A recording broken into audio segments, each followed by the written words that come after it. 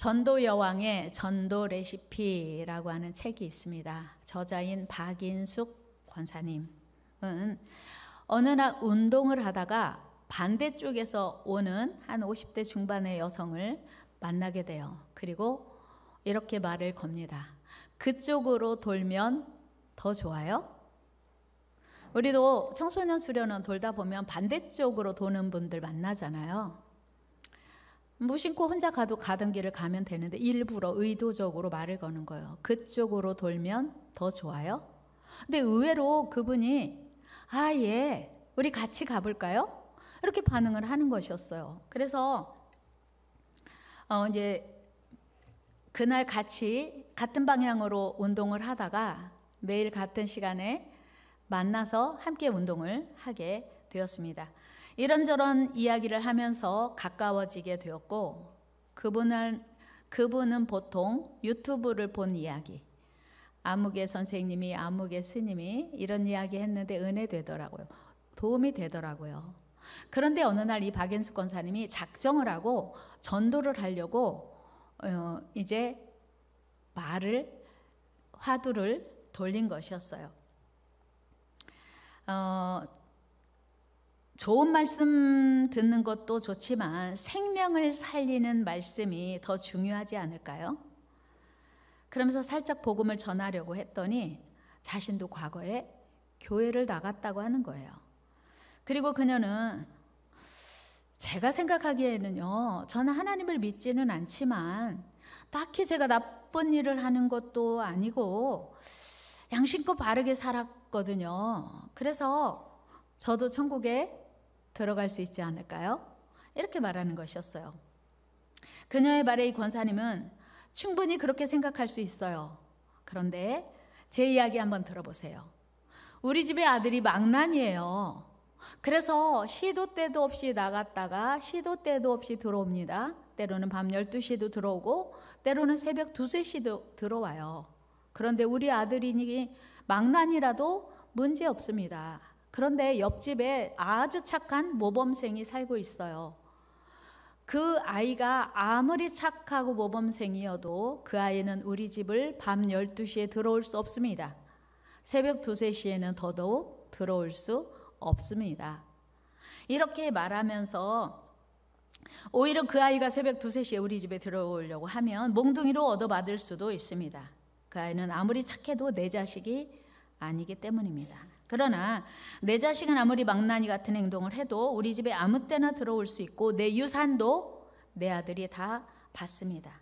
그 이유는 내 자식이기 때문입니다. 이처럼 천국은 바른 양심의 소유자가 아니라 하나님의 자녀가 가는 곳입니다. 자녀는 하나님과 생명의 관계이기 때문입니다. 라고 권사님은 말했습니다. 그녀는 낮은 음성으로 진지하게 전하는 권사님의 말에 충격을 받은 듯 했습니다. 그리고 우리 집에 와서 어떻게 하면 하나님과 생명의 관계를 유지할 수 있는지 설명해 주시겠어요? 라고 부탁을 했습니다. 이 권사님은 그의 요청대로 그의 집에 가서 생명의 관계가, 하나님과 어떻게 하면 생명의 관계가 될 수 있는지에 대한 방법을 차근차근 풀어 주셨습니다. 그녀는 예수님을 진심으로 영접하겠다고 했습니다. 놀라운 일이었습니다. 이처럼 전도는 먼저 말을 거는 것입니다. 놀랍게도 사람들은 지금도 자기에게 먼저 말을 걸어오기를 기다리고 있다는 것입니다. 여러분 그거 아세요? 많은 사람들이요, 지금도 자기에게 먼저 말을 걸어오기를 기다리고 있대요. 여러분 혹시 교회 와서는 어때요? 어서 많이 본 것 같긴 한데, 우리 교인인 것 같긴 한데 말을 한 번도 안 해봐서 말하기 쑥스러워하고 한 번도 말을 건네지 않는 분들 혹시 계시지 않나요? 전도는 한 번도 안 본 사람에게 먼저 말을 거는 게 시작이라고 하는 거예요. 한번 해볼까요? 전도는 말을 거는 거다. 그리고 많은 사람들이 오늘도 자기의 말을 걸어오는 사람을 기다리고 있다고 하는 것입니다. 여기까지가 전도 여왕의 전도 레시피라는 책에 있는 그 여러 레시피 중에 한 레시피를 제가 소개해 드렸습니다. 참으로 공감이 가는 내용이 아닙니까? 그렇습니다. 전도를 하기 위해서는 먼저 말을 걸어야 합니다. 여러분, 낯선 사람에게 말을 잘 거는 편이십니까? 아니면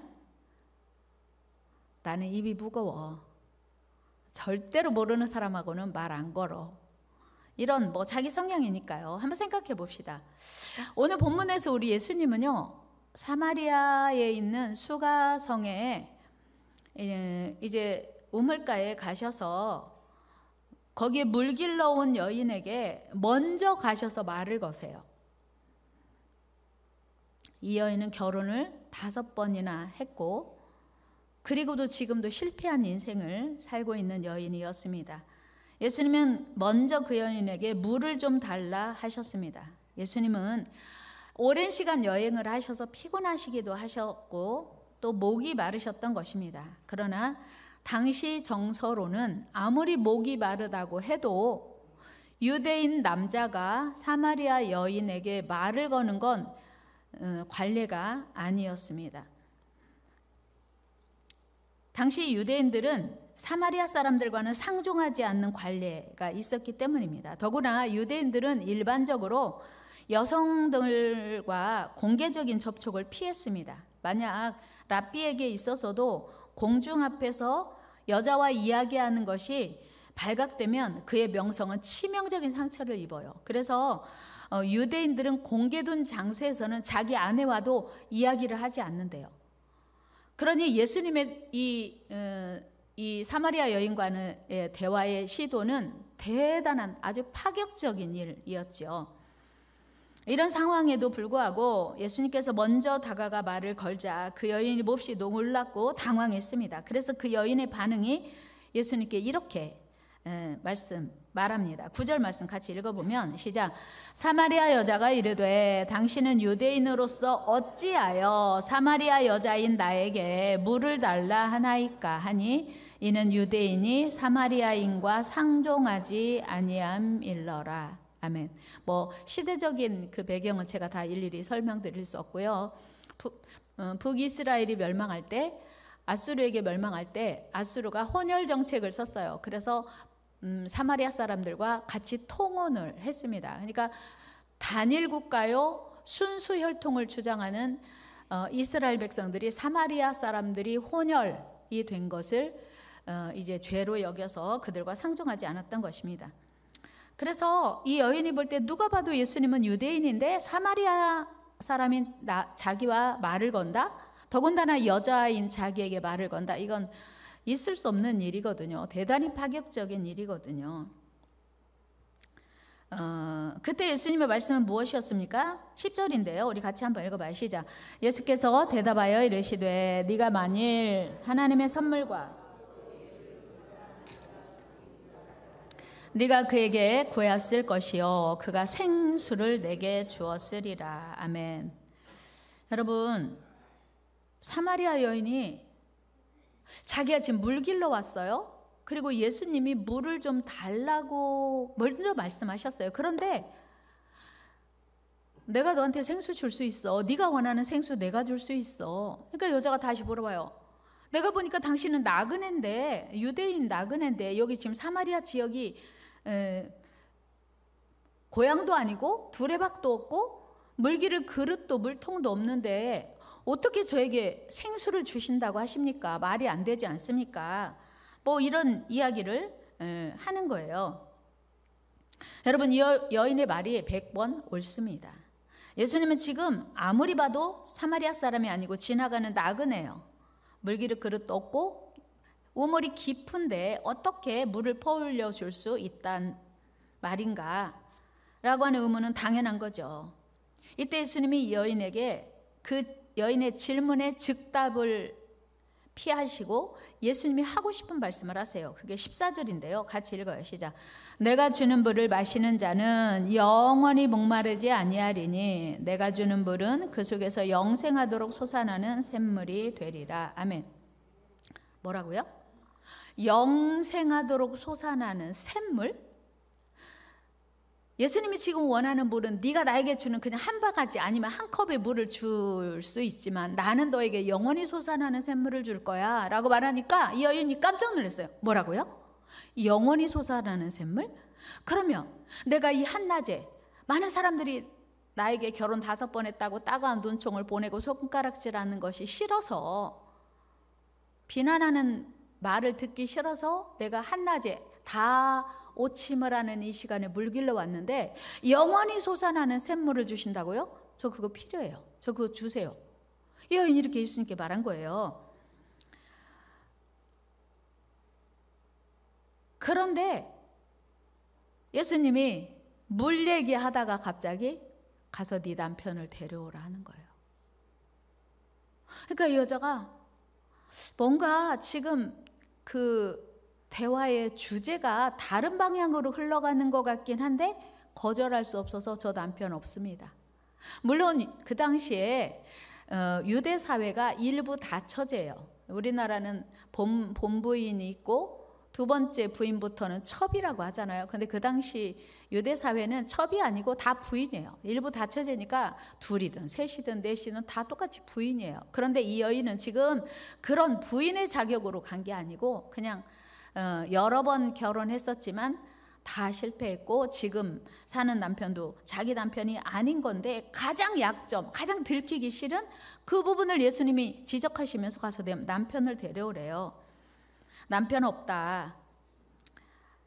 그러니까 지금 그 예수님이 남편 얘기를 한 것은 물 얘기를 하다가 남편 얘기를 한 이유가 뭐냐면 네가 왜 5번이나 결혼을 해야 했는지, 네가 지금 목말라서 이 대낮에 물을 길러 온 것과 무관하지 않다, 그 얘기하는 거예요. 여러분, 이 여인이 5번 결혼한 건 사랑에 대한 목마름, 안정된 가정에 대한 목마름이 있었기 때문에 5번 결혼했다는 거예요.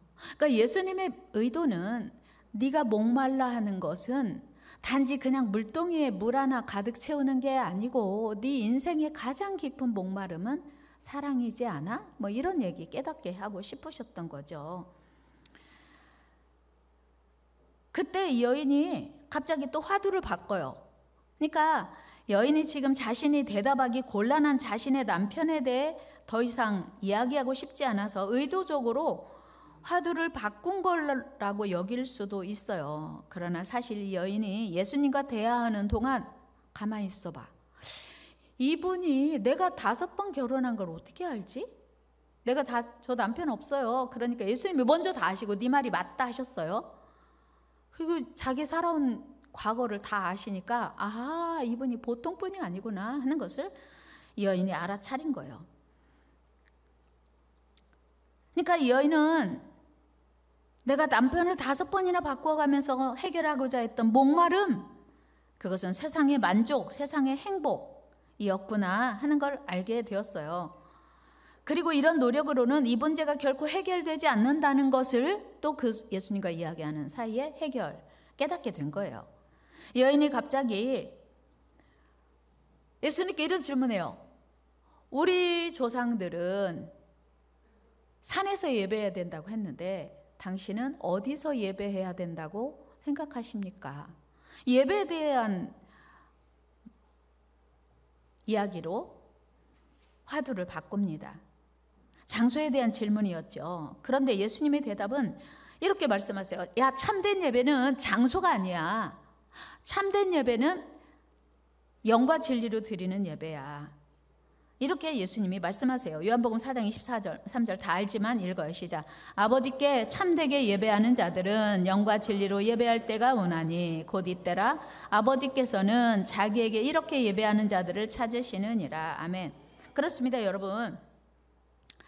오늘 여러분 안에 목마름이 있죠. 오늘 여러분의 목마름은 무엇입니까? 이 시간에 똑같이 앉아서 예배를 드리지만 어떤 사람은 사랑에 목마르고, 어떤 사람은 돈에 목마르고, 어떤 사람은 성공에 목마르고, 어떤 사람은 명예에 목마르고, 어떤 사람은 건강에 대한 목마름이 있어요. 우리 나름대로 다 다른 목마름이 있습니다. 그리고 그 목마름이 무엇으로 해결된다고 생각하시는지요?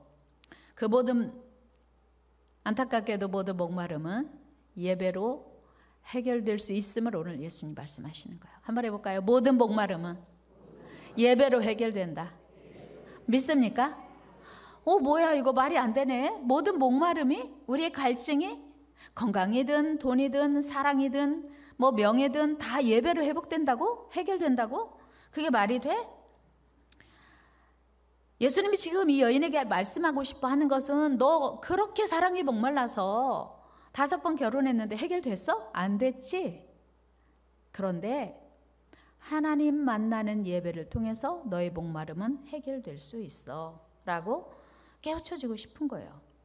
여러분, 이 여인뿐만 아니라 우리 모두는 나름대로 목마름을 가지고 살아갑니다.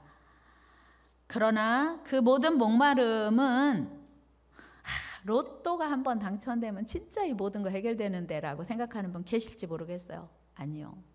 로또가 당첨돼도 우리의 목마름은 영원히 해결될 수 없습니다. 모든 우리의 목마름이 다 달라요. 어떤 사람은 뭐 자녀가 성공하는 거, 뭐 어떤 사람은 뭐 내가 출세하는 것일 수 있지만 해결책은 오직 하나, 그것은 바로 예배라는 것입니다. 어떤 예배?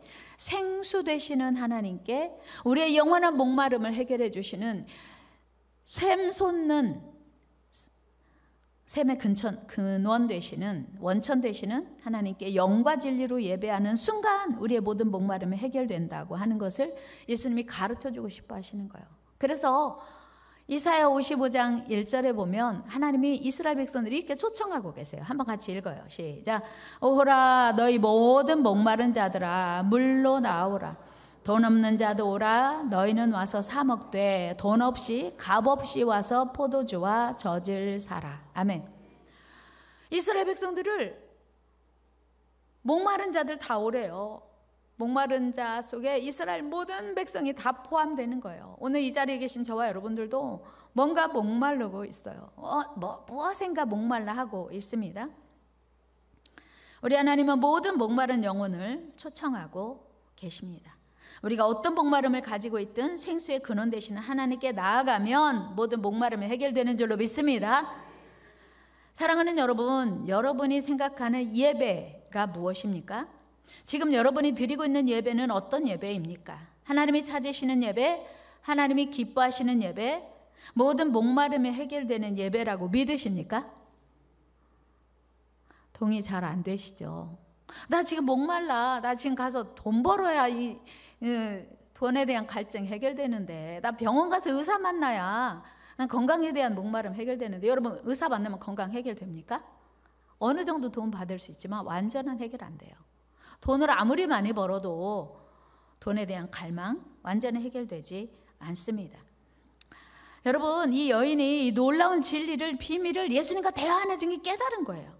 그리고 자신이 간절히 기다리는 메시아 그리스도에 대해 말합니다. 우리 25절 말씀 읽어요. 시작.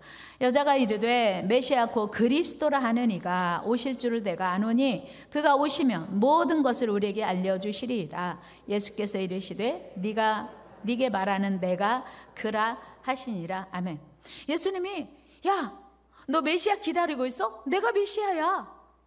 얼마나 놀랐을까요? 얼마나 깜짝 놀랐을까요? 예수님의 그 한마디에 네가 기다리고 네가 찾는, 네가 목말라 하는 그 메시아가 바로 나야. 그 순간 이 여인은 그리스도 메시아를 만난 기쁨에 그토록 소중히 여기는 물동이를 버려두고 동네로 들어가서 내가 메시아를 만났다고 외치기 시작하는 거예요.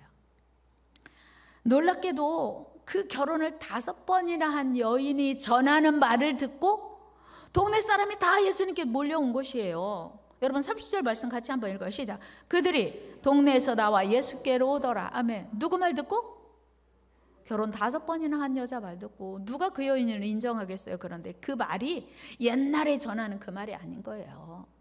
여러분, 이게 예수님 만난 자의 모습인 줄로 믿습니다. 내가 사람들에게 그리스도를 만났어. 너희도 와서 보라. 이제 이 여인은 더 이상 부끄러운 여인이 아니었어요. 더 이상 목마른 여인이 아니었어요. 자존심도 중요하지 않았어요. 오직 예수 그리스도 생명의 주 메시아를 만난 기쁨에 그 소식을 더 많은 이들에게 전해야 했습니다. 그리고 사마리아의 많은 사람들이 그 여인의 말을 듣고 예수님을 믿으러 몰려온 것입니다. 이 여인의 증거 때문에 그 많은 사람들이 예수님께 나왔다고 성경은 분명히 증언해요. 40절 말씀 같이 한번 읽어요. 시작. 사마리아인들이 예수께 와서 자기들과 함께 유하시기를 청하니 거기서 이틀을 유하시매. 아멘. 사마리아인들이 대거 예수님 앞에 나오게 되었어요. 오직 사마리아 여인 한 명의 말을 듣고. 여기서 중요한 전도 레시피 두 번째를 말씀드리면, 전도는 나부터 복음에 사로잡혀야 된다는 거예요. 전도를 누가 한다고요? 복음에 사로잡힌 사람. 다 같이 해요. 전도는 나부터 복음에 사로잡혀야 한다. 믿습니까? 나부터 복음에 사로잡혀야 전할 수 있다는 거예요. 여러분, 예수님을 만난 한 여인의 증거를 통해서 수가성에 많은 사람들이 예수님을 믿게 되었다는 사실은 참으로 놀라운 일입니다. 여러분, 놀라운 사건의 시작은 무엇입니까? 바로 예수님의 대화, 예수님께서 이 여인에게 먼저 다가가서 말씀을 거신 것이 출발이었습니다. 여러분, 전도는 먼저 말을 거는 것입니다. 말을 겁시다. 과묵하게 있지 말고 말을 걸어야 돼요. 여러분, 우리 더 이상 과묵하지 맙시다. 옆 사람에게 인사해. 우리 더 이상 과묵하지 맙시다. 더 이상 침묵하지 맙시다. 믿습니까? 내가 말을 해야 저 사람이 예수 그리스도를 알게 되고, 처음부터 예수 그리스도를 말하면 이제 마음이 다치니까 일상생활을 막 하는 거예요. 말을 걸어야 돼. 말을 걸어. 먼저 말을 거시기를 축복합니다. 일상생활 얘기하다가 예수 그리스도를 전할 수 있게 되는 거죠. 예수님처럼 우리도 만나는 사람마다 먼저 말을 걸어야 돼요. 이 사마리아 여인처럼 열심히 복음을 전해야 됩니다. 그렇습니다. 전도는 내가 만나는 사람에게 먼저 말을 다가가 거는 것에서부터 시작됩니다. 여러분, 이 여인이 자기 삶의 소중한 물동이를 버려두고 동네에 들어가 예수 그리스도를 전할 수 있었던 것 무엇입니까? 그것은 바로 이 여인이 먼저 예수 그리스도를 만났기 때문이에요.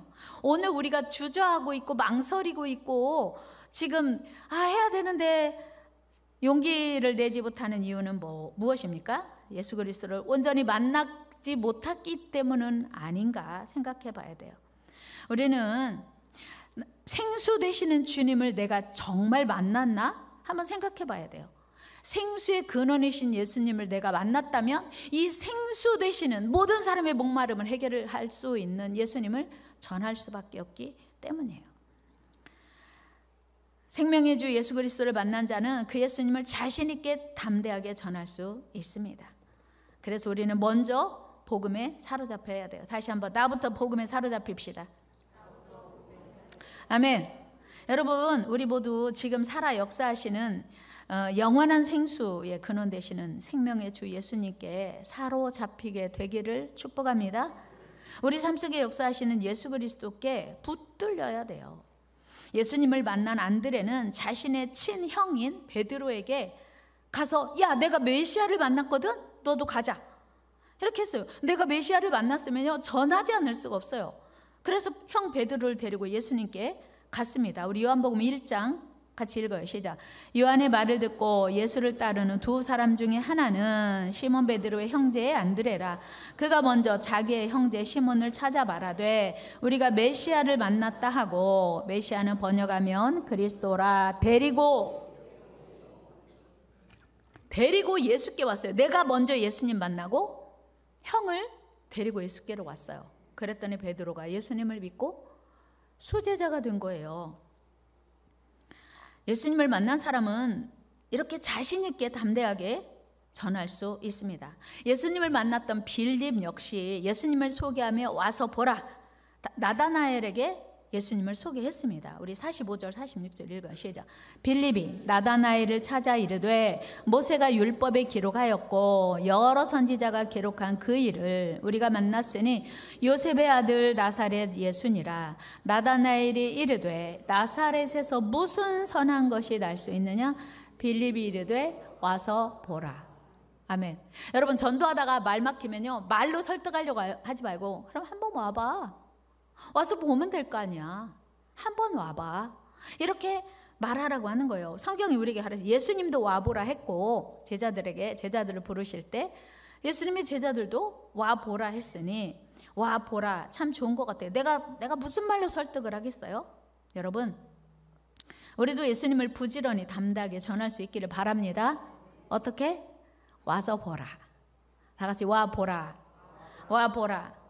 여러분, 오늘 이 사마리아 여인의 모습에서 우리는 중요한 교훈 하나를 더 생각해 보려고 하는데요. 그게 바로 이 여인이 들고 왔던 물동이에요. 이 여인이 예수님을 만난 후에 그렇게 소중히 여기던 물동이를 버려두고 동네로 들어가 예수 그리스도를 증거했습니다. 여러분, 이 여인에게 있어서 물동이는 생명이에요. 물동이에 일정량의 물을 담아서 갖다 놔야 먹고 마시고 씻고 생활이 되는 거예요. 곧 바닥이 날지라도 일단 채워서 그 물동이를 집으로 옮겨가야 생활이 되는 거예요. 그런데 이 여인이 물동이를 버려뒀다고 하는 것은 물동이가 그동안 그렇게 소중해서 부둥켜 안고 있었는데 물동이보다 훨씬 소중한 게 있구나 하는 걸 발견한 것입니다. 자신의 모든 목마름을 해결해 주는 진정한 위로와 소망 그리고 행복이 이 물동이가 더 이상 아닌 걸 알게 됐어요. 그리고 물동이는 아무리 많은 물을 채워도 다시 물이 다 바닥이 날 때가 있잖아요. 이 여인은 그동안 이 물동이가 없이는 한시도 반시도 살 수 없었습니다. 너무 소중한 존재였어요. 그렇다면 오늘 여러분에게 있어서 물동이는 무엇인가요? 물동이는 어떤 얘기는 아까도 말씀드렸지만 건강, 나는 건강 없이는 안 돼. 그래서 물동이를 부여잡고 건강하기 위해서 아주 병원과 아주 친하게 긴밀하게 살아가는 분이 있습니다. 당연히 도움 받아야 돼요. 병원 도움 받아야 돼요. 건강하셔야 됩니다. 재물이나 명예나 세상 성공, 이 모든 것들이 우리에게도 너무 다 소중한 거예요. 여러분 건강하시기 바랍니다. 부자 되시기 바랍니다. 여러분 성공하고 명예도 얻으시기를 축복합니다. 그런데 물동이만 붙들고 살아가려고 하는 현대인들, 이 사마리아인과 다르지 않다는 거예요. 물동이가 우리 삶의 생수요, 이 물동이가 우리의 모든 갈증을 해결해 준다고 하는 간절함이 우리 삶을 더 목마르게 한다고 하는 거예요. 이 여인은 물동이에 물을 가득 채우기만 하면 자신의 인생은 영원히 행복할 것처럼 착각했습니다. 그러나 여러분, 예수님 말씀처럼 이 물동이는 아무리 많이 채워도 다시 바닥이 나고 목말라지는 순간이 오는 거예요. 다시 물을 길러와야 돼요. 예수님이 말씀하시는 것처럼 영원한 목마름을 해결해 줄 수는 없더라는 겁니다. 오직 영원한 생수 되시는, 생수의 근원 되시는 예수 그리스도 외에는 다시 목마르게 된다는 거예요. 그래서 오늘 우리가 간절히 소망해야 되는 것은 물동이가 아니고 예수 그리스도이심을 믿으시기 바랍니다. 같이 해요. 물동이가 아니라 예수 그리스도이십니다. 여러분, 우리가 하나님을 믿어도 참 기쁨과 만족, 행복이 없는 이유가 무엇입니까? 그것은 사랑이 없어서가 아니라, 건강이 없어서가 아니라, 돈이 없어서가 아니라, 명예가 없어서도 아니에요. 우리의 영원한 기쁨 되시고 참 만족 되시는 예수 그리스도가 없기 때문이에요. 우리 모두 예수 그리스도로 충만하시기를 바랍니다. 어린아이가 새우깡 한 개를 각각 양손에 쥐고 있어요. 그런데 새우깡 한 봉지를 가지고 왔어요. 야, 너 이거 먹을 거야? 어떻게 하죠? 이미 손에 새우깡 쥐고 있어요. 나 필요 없어요. 이렇게 할까요? 어떻게 해요?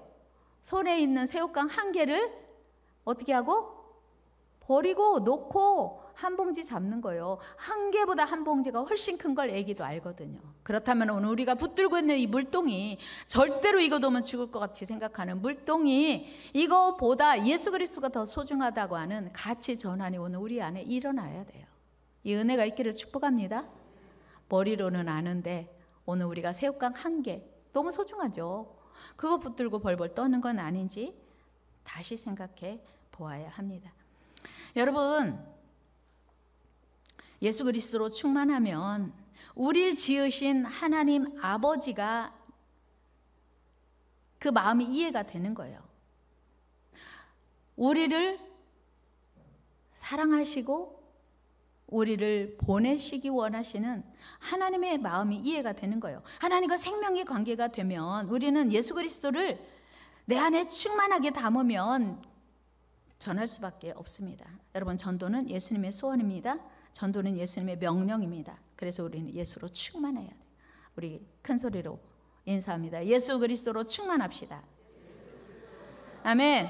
그리고 만나는 사람에게 먼저 다가가 말을 겁니다. 여러분, 하나님께서 우리를 지으신 이유가 무엇입니까? 우리를 부르신 이유, 여기까지 우리를 눈동자처럼 지키시고 보호하시고 인도하신 이유, 그것은 바로 하나님이 우리의 영원한 아버지가 되기 위함이에요. 우리가 비록 망나니처럼 살아도 하나님은 우리의 아버지십니다. 이 관계가 흔들리지 않기를 축복합니다. 나 망나니는 아버지 마음을 잘 몰라요.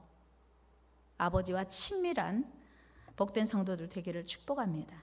하나님이 여러분들의 영원한 아버지 되기를 축복합니다.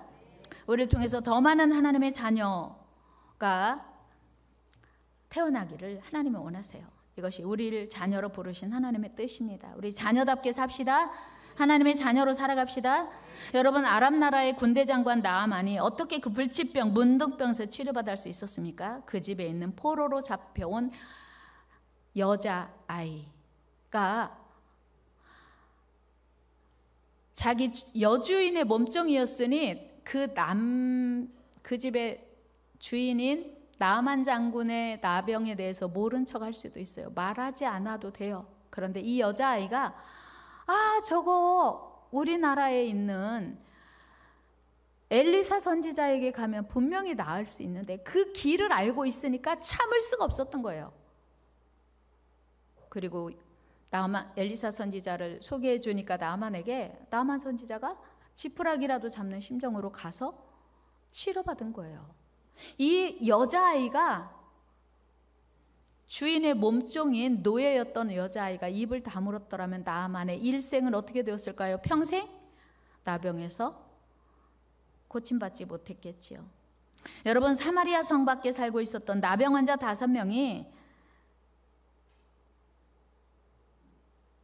아람 군대가 모든 식량을 다 놓고 모든 군대와 말을 다 놓고 도망갔다는 사실을 알려주지 않았더라면 사마리아 사람들은 어떻게 되었을까요? 굶어 죽었겠죠.